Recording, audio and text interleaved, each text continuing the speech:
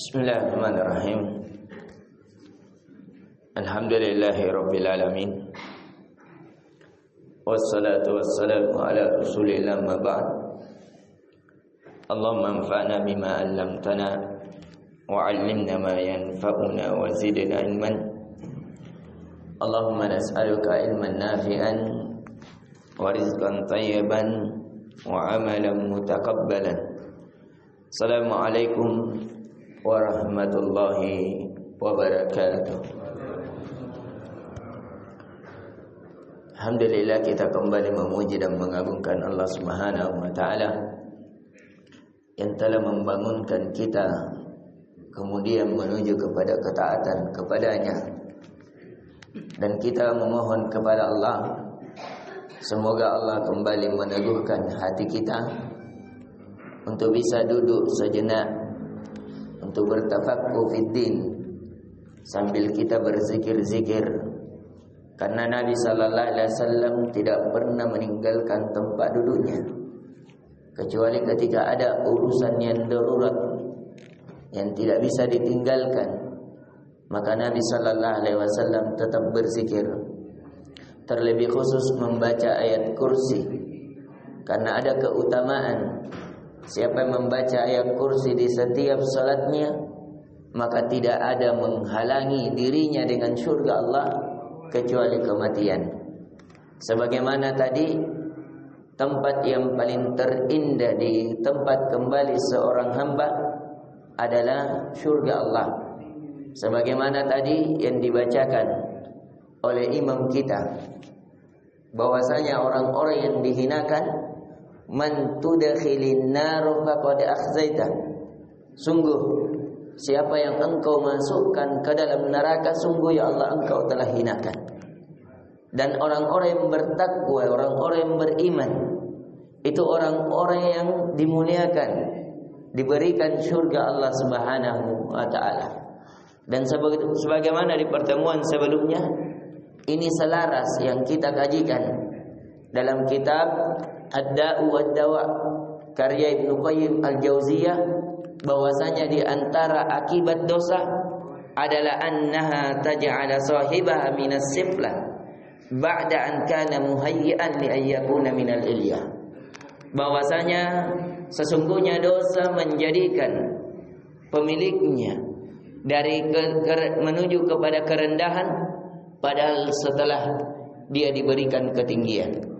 Karena hakikat manusia asalnya ditinggikan, sebagaimana yang telah kita ambil ayat dari pertemuan sebelumnya, bahwasanya Allah telah menciptakan manusia, khalaqana bi ahsani taqwim tsumma radadnahu asfala safilin.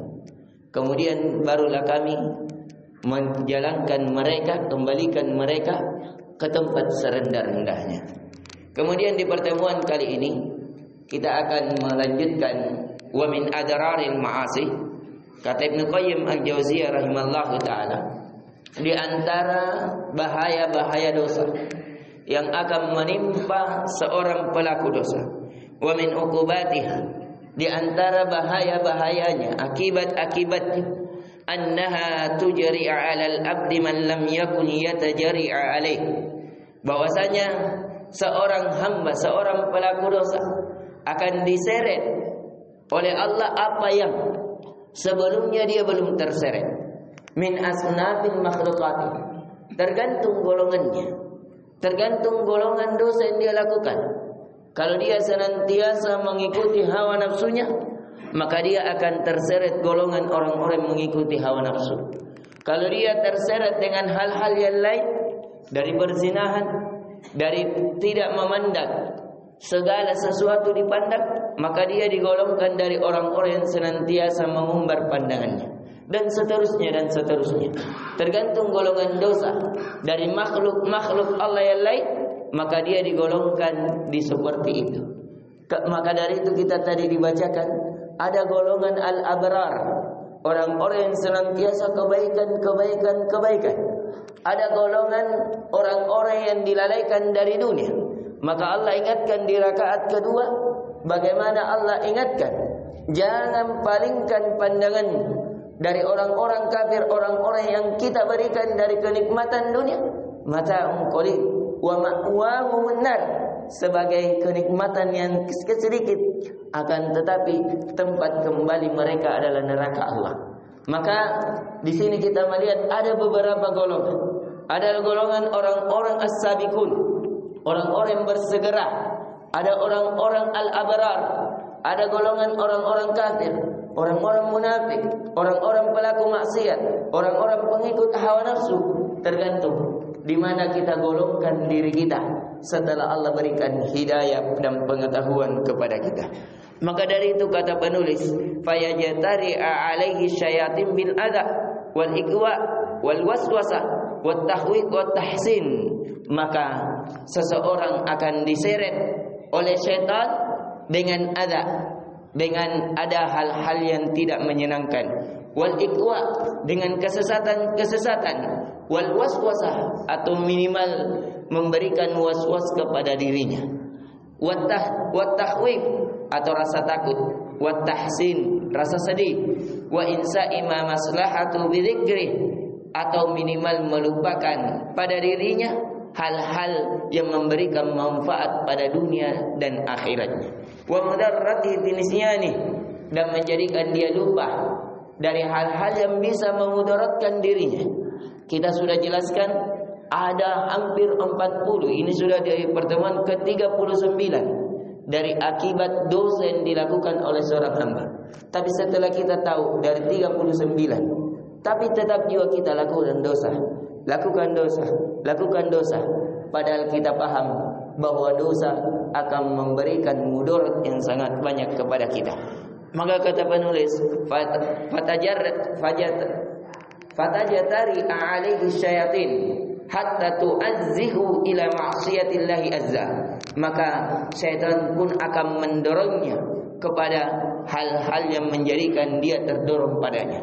Jadi syaitan, inti pelajaran yang bisa kita petik, bahwasanya penulis mengingatkan kepada kita di pertemuan yang ke-39 dari akibat dosa, bahwasanya penulis mengingatkan kepada kita bahwa seorang hamba akan terseret kepada dosa yang dia lakukan dan digolongkan bersama makhluk lain yang melakukan dosa hal yang semisal, dan seseorang akan digolongkan dengan apa yang dia lakukan.